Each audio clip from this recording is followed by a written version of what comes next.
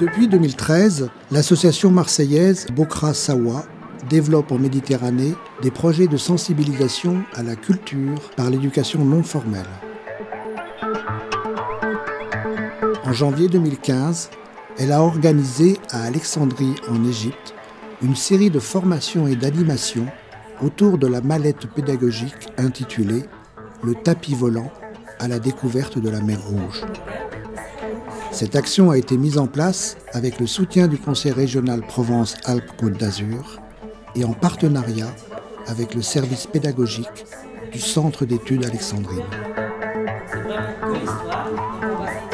Les sessions de formation se sont déroulées dans les locaux du Centre d'études alexandrines.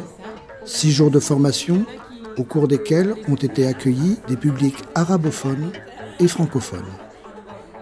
Il s'agissait de former des professeurs et des animateurs à l'utilisation de cette mallette. Celle-ci, à partir de méthodes simples et ludiques, accessibles à tous, a pour but de sensibiliser les jeunes à la richesse de la biodiversité marine et à valoriser l'histoire et le patrimoine mondial des routes maritimes. Cet outil pédagogique contient 4 ateliers composés d'activités et d'éléments de jeu conçus sur mesure.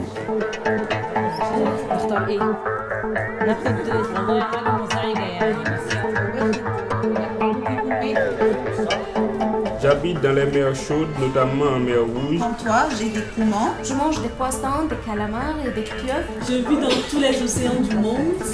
Pauvre de moi, ces filets de pêche abandonnés m'étranglent sous l'eau. Le phoque. Très bien. Après cette formation, la mallette a été animée avec les jeunes publics alexandrins durant 3 jours à la bibliothèque d'Alexandrie. Cette mallette, conçue et réalisée par l'association Bokra Sawa, a d'abord été exploitée en France à Marseille.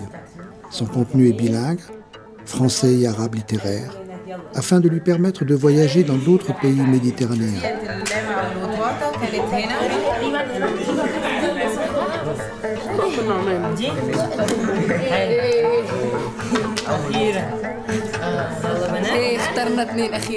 L'opération s'est achevée par une conférence sur l'environnement en Méditerranée qui a eu lieu à l'Institut français d'Alexandrie.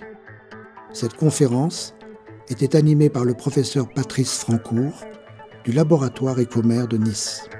Une caractéristique de la Méditerranée, c'est d'avoir très peu d'espèces toxiques ou dangereuses, contrairement aux eaux tropicales, atlantiques ou océaniques.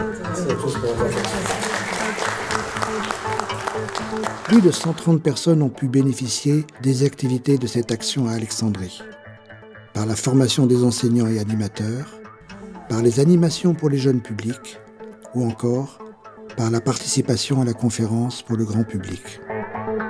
L'association envisage de reproduire ce type de projet lié à la sensibilisation et à l'éducation non formelle, en espérant pouvoir les diffuser dans plusieurs autres pays.